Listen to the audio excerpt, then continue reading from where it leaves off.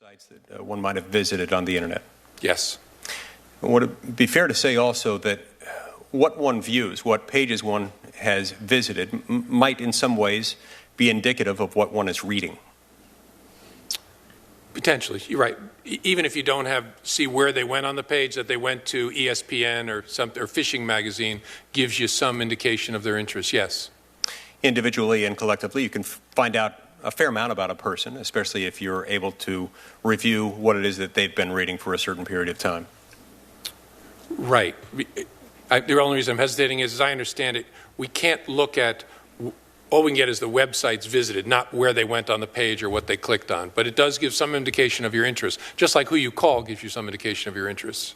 But where they went on the website will also be indicative of what they did on the website, would it not? I mean, if you can get that granular information about what subpart, not just that they went to ESPN, but they went to ESPN and read this or that article. Right. My understanding is that we can't, with an NSL, as we understand the statute, get that sub-content. We can get the web page visited. We can't get where they navigated within the website. That's, I may be wrong about that, but I think that's how we are. Within the existing confines of the law. Correct. And so for those who are proposing that we change existing law so as to allow you to use a national security letter to go further, as was suggested by one of my colleagues earlier today, that then would allow you to get this more granular information. No, I'm sorry. I may have screwed this up. As we understand the way ECTR was intended to be used, that our NSL authority under ECTR, as we thought it was and as we hope it will be changed, is limited to that top-level website visit address. Correct. So even if it's changed the way we hope it will be, we don't get any deeper into what you looked at on a page. It's as if we're able to see what sporting goods store you called. We can't tell from the call record what you asked about. We can see what sporting page you visited, what website, but we can't see where you went within that. Yeah. Based on the legislation that I've reviewed, it's not my recollection that that is the case. Okay. Now, what I've been told is that it would not necessarily be the policy of the government to use it to go to that level of granularity, but that the language itself would allow it. Is that inconsistent with your understanding? It is, and my understanding is we're not looking for that authority. You don't want that authority? That's my understanding. What we'd like is the functional equivalent of the dialing information, where the address you emailed to or the web page you went to, not where you went within it. Even if you look at it at the broad level of abstraction, so if you're suggesting it would be used only at the domain name level, somebody went to ESPN.com. If you follow someone's browsing history over a long period of time, you could still find out a fair amount about that person, could you not? Yes, sure. And again, I keep saying this, but I mean it, as you can from their telephone dialing history. Yes. Let's talk about Section 702 for a minute. Section 702 of the Foreign Intelligence Surveillance Amendments Act authorizes the surveillance, the use of U.S. signals surveillance equipment to obtain foreign intelligence information. The definition includes information that is directly related to national security, but it also includes, quote, information that is relevant to the foreign affairs of the United States, close quote, regardless of whether that foreign affairs related information is relevant to a national security threat. To your knowledge, has the Attorney General or has the DNI ever used Section 702 to target individuals abroad in a situation unrelated to a national security threat? Not that I'm aware of. I think, I could be wrong, but I don't think so. I think it's confined to counterterrorism, to espionage, to counterproliferation, and well, those are the buckets. Okay, I was going to say cyber, but cyber fits within. That's where it has typically used those things. Does it? So to your knowledge, it doesn't currently use Section 702 to target people abroad in instances unrelated to national security threats? I don't think so. Like a diplomat to find out how someone feels about a particular foreign policy issue or something. I don't think so. Right. So if Section 702 were narrowed to exclude such information, to exclude information that is relevant to foreign affairs but not relevant to a national security threat, would that mean that the government would be able to obtain the information it needs in order to protect national security? Would seem so logically. I mean, to me, the value of 702 is exactly that, where the rubber hits the road in the national security context, especially counterterrorism, counterproliferation. Yep. Now, when Section 702 is used, typically what we're talking about here is not metadata. It's not this call was made from this number to this number. This is content. And so if we were talking about two U.S. persons, two American citizens, if I were calling you, typically that's not something that Section 702 would be used to collect. But if it's me calling someone else, and if that person is not a U.S. person, if that person ends up being an agent of a foreign government, and if somebody has determined that communications involving that person might be connected to a national security investigation, there's a chance that that communication could be intercepted. Not just the fact the call was made, but also the content of that call. Correct. That's what we call incidental collection. And that incidental collection is then aggregated. You have databases that store all of these things. And so there are lots of U.S. persons who have had communications, conversations that have themselves been recorded that are out there in a database.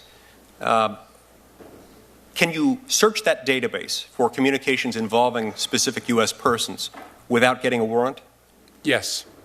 And the fact that these communications were intercepted without necessarily any showing of wrongdoing on the part of the U.S. person, without necessarily showing that that U.S. person had anything to do with the with the national security investigation at issue, does that cause you concern that that could involve almost a backdoor way of going after communications by U.S. persons in which they have a reasonable expectation of privacy?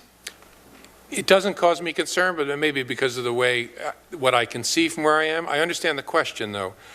But it's true, whether it's 702 or other court-authorized domestic surveillance in the United States, if we are covering a particular embassy of a foreign power and Americans call in and speak to them, we record that because we're authorized to collect the communications in and out of that embassy.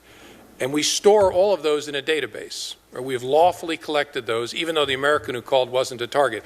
The same happens with 702. If you contact or call a terrorist or someone we're targeting overseas, you're an American, you have a conversation, even though you're not the target, that's going to be collected and stored in a database. What matters is how we treat that data and that we're careful with it and we don't use it willy-nilly and we protect it in important ways. That's true whether we collect it in 702 or collect it domestically. I don't know how we would operate otherwise, and that's, yeah, I don't know how we would operate otherwise. I think what the American people want us to do is make sure we hold it so we can connect dots if it turns out there's something bad in there, but treat it like the U.S. person information that it is, protect it, and make sure that it's handled in a responsible way. Senator Lee. Thank you. Thank you. Thank you, Mr. Chairman. Director, let me tell you a story. About 100 years ago, literally, my Italian grandparents and my Irish grandparents faced discrimination because of their religion. Now, that discrimination wasn't violence, it was economic. This was not unusual in this country at that time. I like to think that's gone. I like to think of my grandparents, the Italian grandparents, the Irish grandparents, discrimination they faced because of both their race and their religion is not here. But now we see an alarming rise in hate crimes among minority communities. Yesterday, this committee heard some important testimony from the Department of Justice, from the International Association of Chiefs of Police, I believe our nation's largest civil rights organization, that law enforcement and political leaders must send a message that toxic, hateful rhetoric would not be tolerated. They must denounce bigotry wherever they encounter.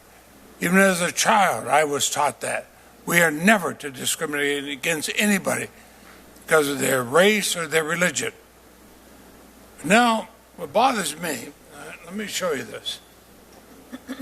On the campaign trail, President Trump promises supporters a Muslim ban. A campaign press release entitled Donald J. Trump's Statement on Preventing Muslim Immigration says that he called for a total and complete shutdown of Muslims entering the United States. Now, I can understand that dumb things are said during a campaign. That's on his website today. That goes beyond being stupid. Do you agree with me that messages like that can cast suspicion on our Muslim neighbors, can perpetuate division and hatred? And if it does that make America less safe? Well, Senator, thank you. I'm not going to comment on the particular statement, but I do agree that a perception or a reality of hostility towards any community, but in this particular the Muslim American community, makes our jobs harder. Because as I said in response to an earlier question, those good people don't want people engaging in acts of violence in the name of their faith or in their neighborhood. And so our interests are aligned, but if anything gets in the way of that and chills their openness to talk to us and to tell us what they see, it makes it harder for us to find those threats. So we've been spending a ton of time. You're right about the increase in hate crimes. We've seen those numbers start to go up in 2014. They've been climbing since then. To redouble our efforts to get in those communities and show them our hearts and what we're like, to encourage people not to fear contact with us. And Director Comey, I don't ask this to make a political point. I ask this as a United States Senator. I believe the United States Senate can be, and sometimes has been, the conscience of the nation. We're a nation with adherence to our First Amendment. We trust and we believe in all religions, allow you to practice any religion you want or none if you want.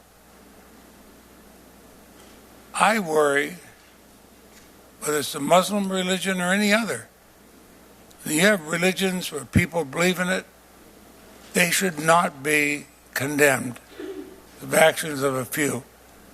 I worry very much that the rhetoric and the hatred can bring about things that neither you nor I ever want to see in this country. I think we'd agree on that. Hate crimes, I don't care who it's against somebody because of their race or their religion. You as a head of the FBI, any one of us who've been prosecutors, we abhor all hate crimes, and I believe you do. Is that not correct? That's for sure. And I worry that we also give the impression that citizenship alone might be a reliable indicator of the terrorist threat posed by an individual to the United States.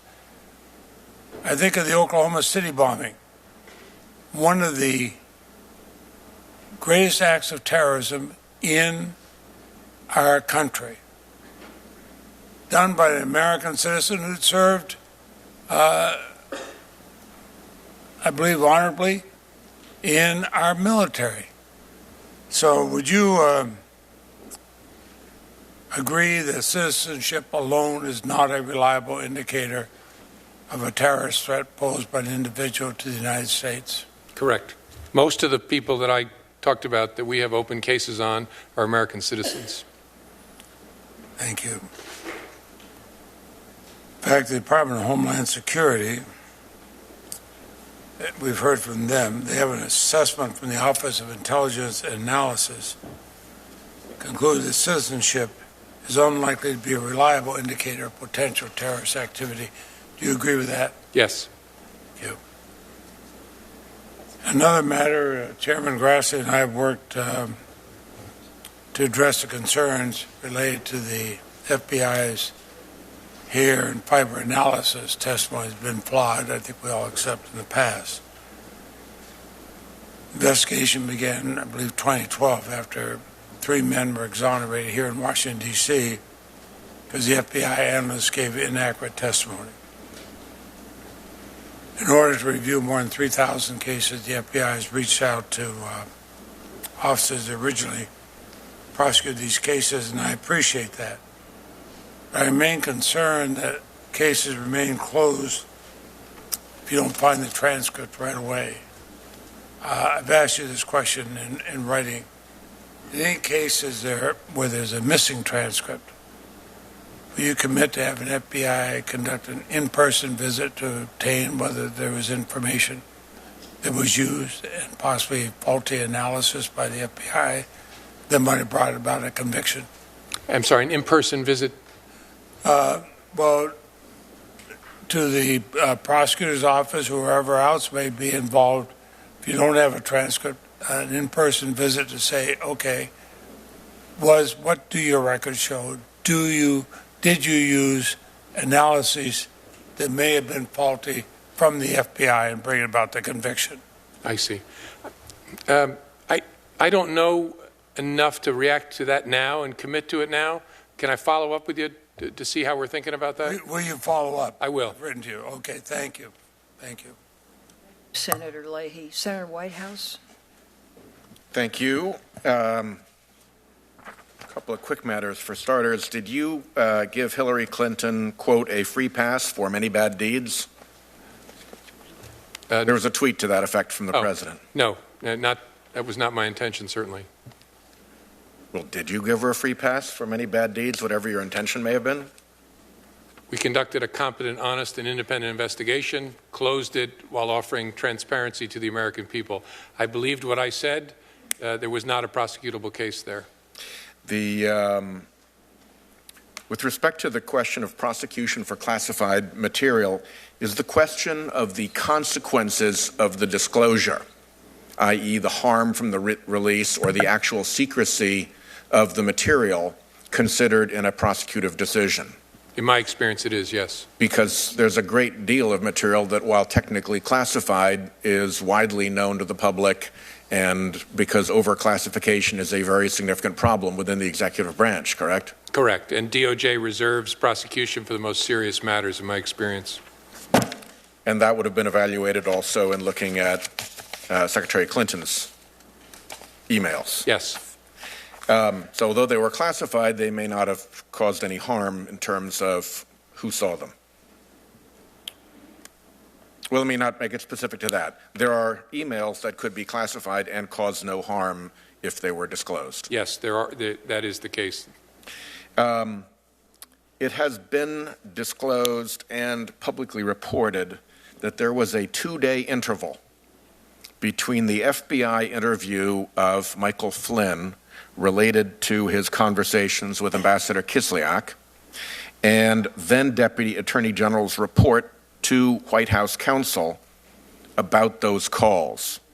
Did you participate in conversations related to this matter during that 2-day interval? And what can you tell us about why that interval took 2 days? Was there some standard operating procedure that needed to be vindicated? Was there, you would think that that could have flipped over to a conversation to the White House a good deal quicker than that once the agent's report came back from the interview. Yeah, I don't know whether the 2 days is right. I think it might have been a day. I could be wrong. Could have been 2 days. And I did participate in conversations about that matter. And I think I'll stop there because I don't know the department's position on speaking about those communications. But as you sit here, you don't have any hesitation about that delay, about it representing any kind of, mischief or misconduct. No. And given your experience, you know how this works. An agent conducts an interview. They're going to come back. They write up a 302. They show it to their partner. They make sure they get it right. Then they produce the 302. So sometimes it's the next day before it's finished. So the deputy, Ms. Yates, would have seen the 302, and that process would have taken place by the time she went up to see White House counsel McGahn. I think that's right, yes. Okay, thank you. And on to the Wiener laptop. As I understand it, you were informed by agents in the FBI office that there was potentially related or relevant information in Mr. Wiener's laptop. On the basis of that information, you then sent a letter to the members of Congress before whom you had committed to answer if there were any changes in the status of things. Mm-hmm. You also then authorized the agents to pursue a search warrant, which then gave them access to the content, which allowed them to do the search that you then said came up with nothing, so that you could then undo the letter and say, actually, we took a look and there's nothing there. Is that do I have the order correctly there? Right. They came to me, they briefed me on what they could see from the metadata. why it was significant. They thought they ought to seek a search warrant, wanted my approval to do that. I agreed, authorized it, so did the Department of Justice, and then they reviewed, I was just making sure I get the numbers right, during the following week they reviewed 40,000 emails. I understated how many they reviewed and found that 3,000 of them were work-related and came from BlackBerry backups and a bunch of other things.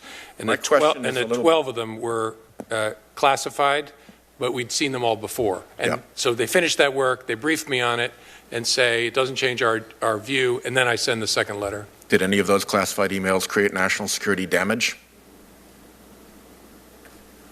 That's a hard one to answer. By definition, the classification is based on the potential national security damage. With respect to our earlier conversation, that tons of stuff is classified that is on the front page of the New York Times. Yeah. I'm not aware that any of these emails or any of the emails in the investigation got into the hands of people that were able to exploit them to damage our national security.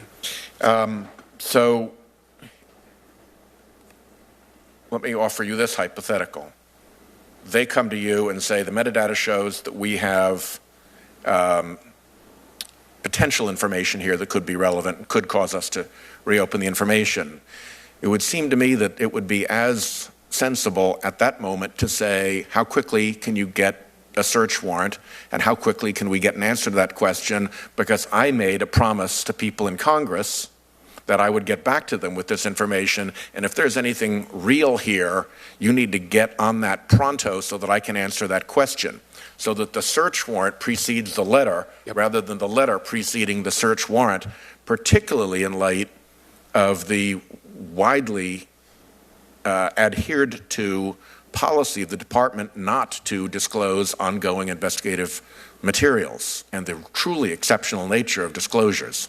Yeah. Why not the search warrant first? Well, I pressed them very hard on that and found credible their responses that there was no way they could review the volume of information they saw on the laptop in the time remaining. Except that they did. Well, they did, and because our wizards at our Operational Technology Division came up with a way to dedupe electronically that, as I understand it, involved writing a custom software program that's going to help us in lots of other areas. But the investigative team said, sir, we cannot finish this before the election. So that, to my mind, that then made the judgment appropriate, the one that I made, not waiting to make the disclosure. Okay, and with just respect to your response to Senator Tillis, we can talk about it some other time. My time has expired, but lest silence be viewed as consent, I have a different view of what took place. I don't doubt your honesty for a minute, but I do think that there were very significant mistakes made through this process. In the email case? Yes. Okay. In the Hillary Clinton email case. Got it.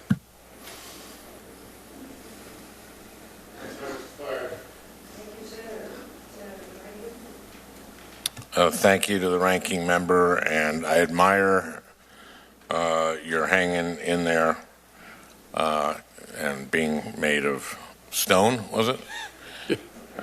Sandstone, I think. I just want to clarify something, some of the answers that you gave me. For example, in response to Director, I asked you, would President Trump's tax returns be material to such an investigation, the Russian investigation? And does the investigation have access to President Trump's tax returns? And some other questions you answered, I can't say. And I'd like to get a clarification on that. Is it that you can't say, or that you can't say in this setting? That I won't answer questions about the contours of the investigation. As I sit here, I don't know whether I would do it in a closed setting either, but for sure, I don't want to begin answering questions about what we're looking at and how.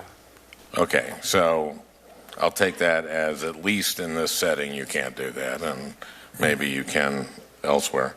We're talking about some of the unusual number of individuals in important roles in the Trump campaign or in his life, and they're sort of unexpected and often undisclosed ties to Russia. And I'd like to focus on one of those individuals, Roger Stone, and his relationship with Guccifer 2.0. Guccifer 2.0 is an online persona that the IC concluded was used by Russian military intelligence to leak documents and emails stolen from the Democratic National Committee to WikiLeaks. The U.S. intelligence community, including the FBI, has since concluded that the Russian government directed the breach and that Russian military intelligence used Guccifer 2.0 to ensure that the documents obtained were publicly released.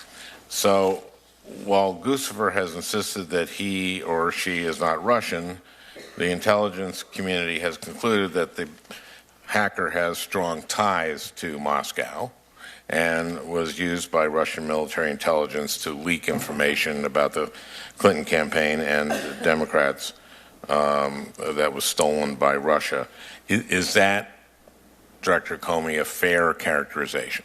Yes, the IC's judgment was Guccifer 2.0 was an instrument of the Russian intelligence. Thank you. Well, a few months back, it was revealed that in August of last year, that's a couple months before the 2016 election, Roger Stone, one of President Trump's long-standing political mentors and at one time a formal campaign advisor, exchanged a number of private messages with Guccifer 2.0 via Twitter. Mr. Stone has since insisted that the relationship was totally innocuous.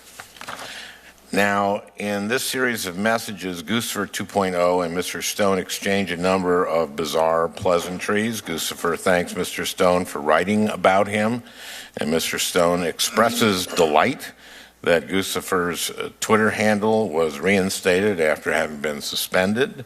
But in one message, Guccifer writes to Mr. Stone, quote, "I'm pleased to say that you are a great man. Please tell me if I can help you anyhow.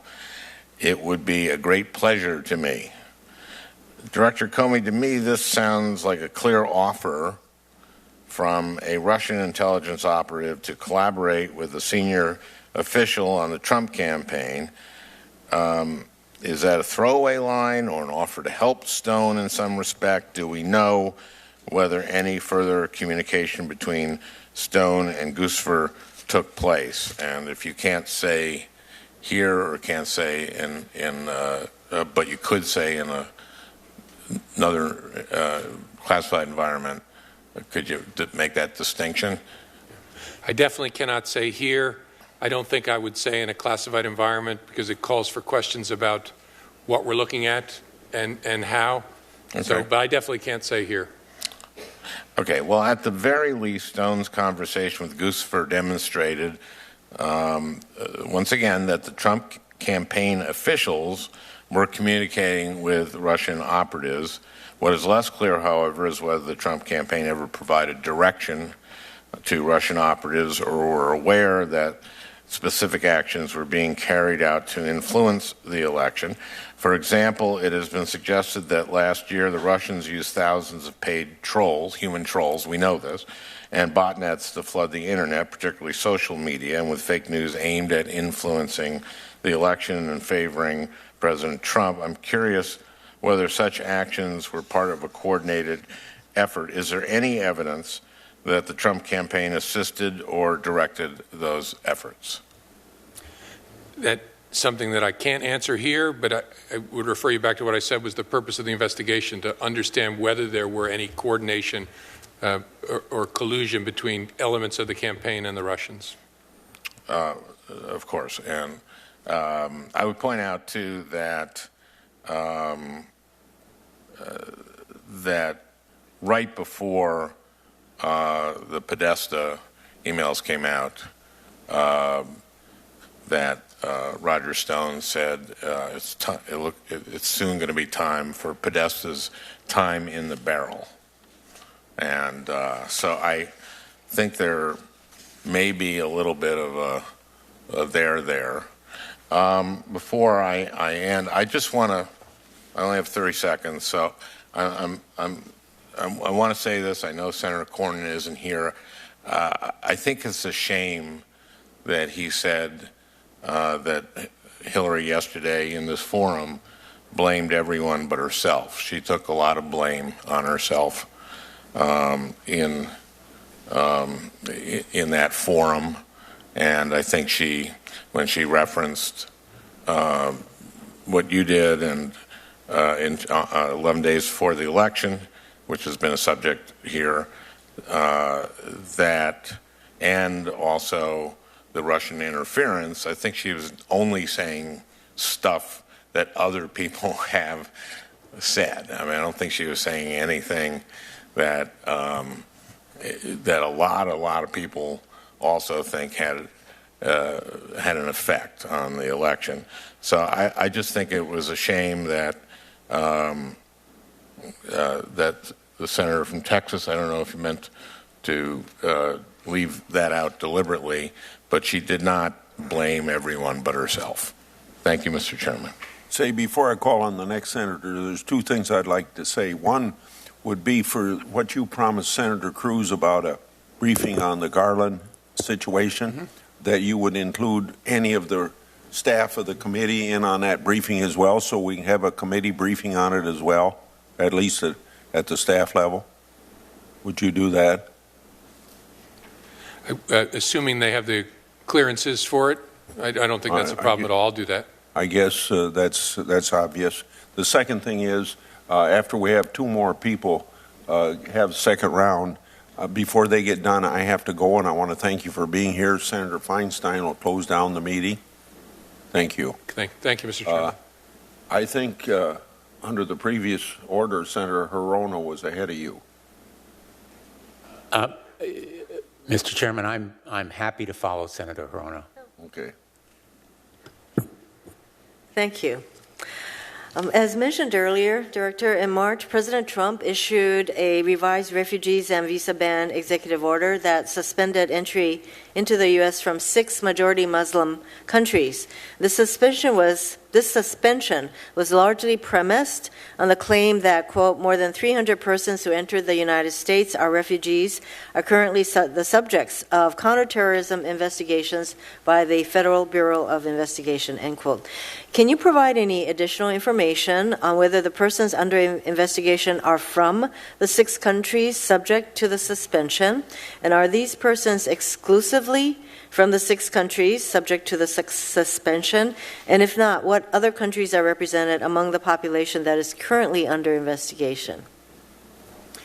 I'm sure we can provide you. What I can tell you here is I think about a third of them are from the 6 countries. So 300, about a third of them are from the 6 countries. I think 2/3 of those were from the 7th country, Iraq, that was not included. But I'll make sure my staff gets you the precise numbers, Senator. So Iraq is the only other country that was not among the 6 targeted countries? I think that's right. Obviously, as you ask it, I'm wondering whether I'm wrong. And so I'll get you the precise numbers. But Thank you. I think it was refugees, about 300. About a third from the 6 countries, about 2/3 from Iraq. That's my Thank you. You can provide the information later. Thank you very much. And can you provide additional information on the percentage of these individuals who came to the U.S. as children? I can't as I sit here. I'm sure we can get you that information. Can you check that? Thank you. And can you provide additional information on the percentage of these individuals who were radicalized after having been in our country for a long period of time? However way you would describe it. Yeah, that's a harder one because it's very hard to figure out when someone is radicalized and then when it happened. I'll ask my folks to think about what information we can get you on that. We'll do our best. Yes, thank you. Probably during the course of your investigation, you might be able to ascertain when they became radicalized. I'm turning to the death threats against certain judges. We have an administration that challenges federal judges who disagree with President Trump's views. We've seen this in the campaign and during his presidency. Following Judge Derek Watson's ruling blocking the president's revised travel ban, Judge Watson, who sits on the Hawaii District Court, Judge Watson began receiving death threats. I understand the U.S. Marshals have primary responsibility for the protection of federal judges, but that the FBI is poised to step in if necessary. Is the FBI investigating the threats made against Judge Watson? I believe we are. I was last week visited the Honolulu field office and got briefed on our work, again, to assist the marshals in trying to understand the threats and protect the judge. So I believe we are. And then in February, the 3 Ninth Circuit judges who ruled against the president's first travel ban also began receiving threats. Is the FBI investigating those threats? I don't know that one for sure. I bet we are, but I can't answer with confidence as I sit here. So can we say that any time federal judges are threatened that the FBI would likely be involved in investigating those threats? Probably in most circumstances, the marshals have the primary responsibility, and in my experience, they very, very often ask us for assistance on what information we may have, some of our technical resources. They're pretty darn good, but in most cases, I think we offer assistance. And are the president's continued attacks on the judiciary emboldening individuals to make these sorts of threats? We're in an environment where some people might think that it's okay to issue these kinds of threats against judges who disagree with the president. Yeah, that's not something I think I can comment on. It's concerning whenever people are directing threats at judges because their independence and insulation from influence, whether fear or favor, is at the core of the whole justice system, which is why we take them so seriously. Yes, and so speaking of the independence of not just the judiciary, but I'd like you to clarify the FBI's independence from the DOJ apparatus. Can the FBI conduct an investigation independent from the Department of Justice? Or does the FBI have to disclose all its investigations to the DOJ? Does it have to get the Attorney General's consent? Well, we work with the Department of Justice, whether that's Maine Justice or U.S. Attorney's offices, on all of our investigations. And so we work with them. And so in a legal sense, we're not independent of the Department of Justice. We are spiritually, culturally, pretty independent group, and that's the way you would want it. But yeah, we work with the Department of Justice on all of our investigations. So if the Attorney General or senior officials at the Department of Justice opposes a specific investigation, can they halt that FBI investigation? In theory, yes. Has it happened? Not in my experience, because it would be a big deal to tell the FBI to stop doing something that without an appropriate purpose. I mean, oftentimes they give us opinions that we don't see a case there, and so you ought to stop investing resources in it. But I'm talking about a situation where we were told to stop something for a political reason. That would be a very big deal. It's not happened in my experience. Well, a number of us have called for an independent investigator or a special prosecutor to investigate the Russian efforts to undermine or to interfere with our elections, as well as the Trump team's relationships with these Russian efforts. And should the Department of Justice decide that there should be such an independent investigator or special prosecutor, and you already have an ongoing FBI investigation into these matters, and the Attorney General has already recused himself, so how would this proceed when you have the Department of Justice conducting or assigning an independent or special prosecutor, and then you're already doing an investigation? How would this work? Our investigative team would just coordinate with a different set of prosecutors. It's as if a case was moved from one U.S. Attorney's office to another. The investigative team just starts working with a different set of assistant U.S. attorneys. You don't miss a... So the two investigations could proceed, but you would talk to each other. Right. It's one investigation, and the strength of the justice system at the federal level in the United States is the prosecutors and the agents work together on their investigations. And so the investigators would disengage from one prosecutor and hook up to another and just continue going. So in the investigations that you're currently doing on the Russian interference and the Trump team's relationship, are you coordinating with any U.S. Attorney's office on those investigations? Well, two sets of prosecutors, Maine Justice, the National Security Division, and the Eastern District of Virginia U.S. Attorney's Office. So should the AG decide to go with a special prosecutor, then you would end your engagement with these other two entities and work with the DOJ Well, I could special yeah, prosecutor? potentially, or it could be that in some circumstances an Attorney General appoints someone else to oversee it, and you keep the career-level prosecutive team. And so to the prosecutors and the agents, there's no change except the boss is different. If I could just ask one more follow-up question. So has this happened before where you're doing an investigation and the Attorney General appoints a special prosecutor to conduct the same investigation? It happened to me when I was in what I thought was my last job ever in the government as Deputy Attorney General, and I appointed Patrick Fitzgerald, then the U.S. Attorney in Chicago, to oversee a very sensitive investigation involving allegations that Bush administration officials outed a CIA operative. And so what happened is the team of agents that had been working for up a chain that came to me was just moved over and worked up under Patrick Fitzgerald. Okay, thank you. So it happens. Thank you, Madam Chair. Senator. Last but far from least, Senator Blumenthal. Thank you, Madam Chair.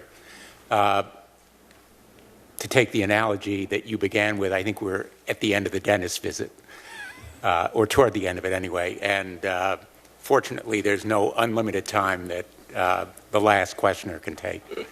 My dentist sometimes asks questions too. To pursue the line of questioning that Senator Hirono just finished, there is abundant precedent, is there not, for the appointment of a special prosecutor. In fact, there are regulations and guidelines for the appointment of a special prosecutor. Yes. And that has happened frequently in the history of the Department of Justice. You mentioned one in your experience. Also, then designee Attorney General Richardson appointed a special prosecutor, Archibald Cox, who then pursued the Watergate investigation, correct? Yes, there's been many examples of it. So this would not be a earth-shaking, seismic occurrence for a special prosecutor to be appointed. In fact, taking your record, which is one of dedication to the credibility and integrity of our criminal justice process, and your families, I would think that at some point you might recommend that there be a special prosecutor. Would that be appropriate at some point? It's possible. I know one of my predecessors did it. Louis Freeh did it with respect to a Clinton administration issue about Chinese interference in an election. So it's possible. And I take your contention that you don't want to talk about your conversations with the current Deputy Attorney General, but my hope is that you will, in fact, argue forcefully and vigorously for the appointment of special prosecutor. I think that the circumstances here are exactly parallel to the situation where you appointed Patrick Fitzpatrick and others where routinely special prosecutors have been appointed. And I know that your recommendation may never be disclosed, but I would urge that you do so. Going back to the questions that you asked about your announcement initially that you were terminating the investigation of Hillary Clinton, you said that the matter was one of intense public interest, and therefore you were making additional comments about it. Normally, there would have been no comments, correct? Correct. And at most, you would have said, as you did just now, there was no prosecutable case, correct? Correct.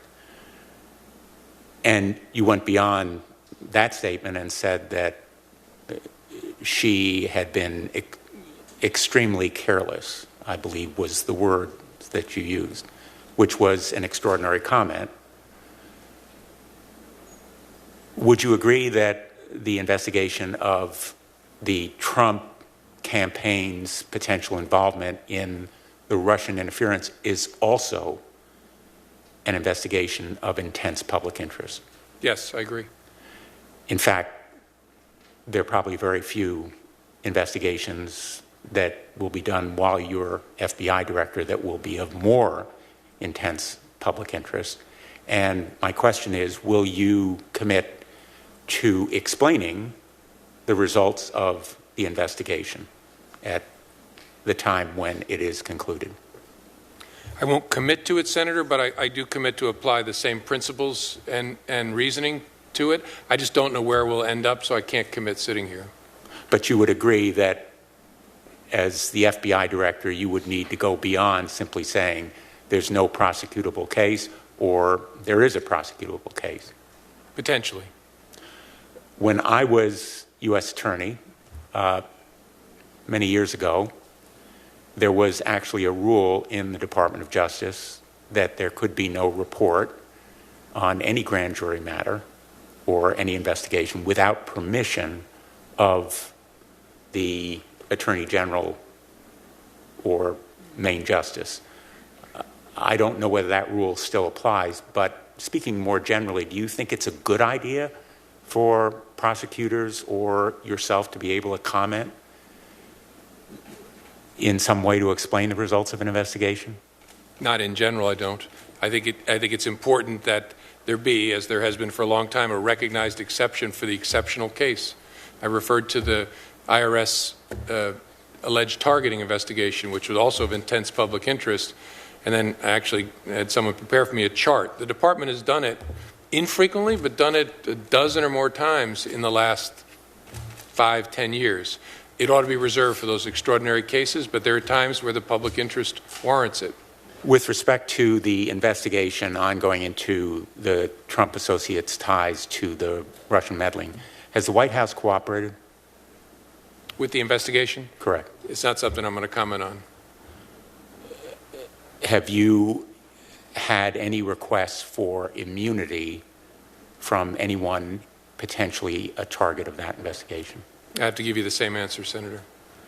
Would you tell this committee if there is a lack of cooperation on the part of the White House? I won't commit to that. Isn't there, again, another reason for there to be a special prosecutor? Because who would you complain to? The Deputy Attorney General? If there were a lack of cooperation on the part of the Trump White House? If there was a challenge with any investigation that I couldn't resolve at the working level, I would elevate it to the Deputy Attorney General, whoever was in charge of it. But the Deputy Attorney General is appointed by the President, correct? Correct. Isn't that an inherent conflict of interest? It's a consideration, but also the nature of the person in the role is also a very important consideration. I think we're lucky to have somebody who thinks about the justice system very similar to the way I do and Pat Fitzgerald does and the way you did. And let me ask, again, to just clarify a question that Senator Hirono asked. The career prosecutors so far involved are in the National Security Division in Main Justice and the Eastern District of Virginia, United States Attorney's Office, correct? Correct. But the decision about prosecuting would be made by their boss, I think is the word you use, correct? Correct. And that would probably be, right now, the Deputy Attorney General, correct? Correct. In a matter of complexity and significance, the ultimate decision in practice is almost always made at the highest level in the department, which would be Rod Rosenstein. And let me ask one last question, unrelated. You were asked by Senator Leahy about targets of investigation. I think your comment was that there were more citizens currently under investigation for potentially terrorist violence or extremist violence than non-citizens. Is that correct? Correct. In terms of sources of information, are there many non-citizens who have provided such information? Yes. And are a large number of them undocumented residents of the United States? I don't know what percentage. I'm sure some significant percentage are. So cooperation from them is important, and the fear of apprehension, of roundups, of mass detention would be a significant deterrent for them, would it not? In theory, I don't know whether we've seen an impact in practice, though. I just don't know as I sit here. Could you inquire or do some internal research to the extent it is possible and report back to us about it? Sure. Thank you, Madam Chairman. Thank you very much, Senator. Director, I think this concludes the hearing. Let me thank you for your ability to last for many hours. It's very impressive. And let me also thank ladies and gentlemen in the audience. Many of you have been here from the very beginning. Thank you for your attention, and thank you for being respectful. It's very much appreciated. And the hearing is adjourned.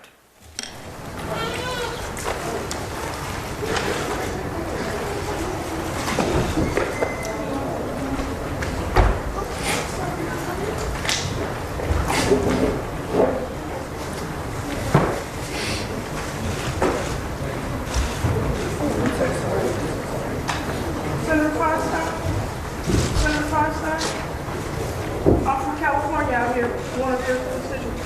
Just wanted to say it's good to see you. We've been praying for you. And I wasn't able to make an appointment, but I did want to have an opportunity to just take a picture with you with my family. Is that okay? God bless you. Thank you, Senator. Thanks.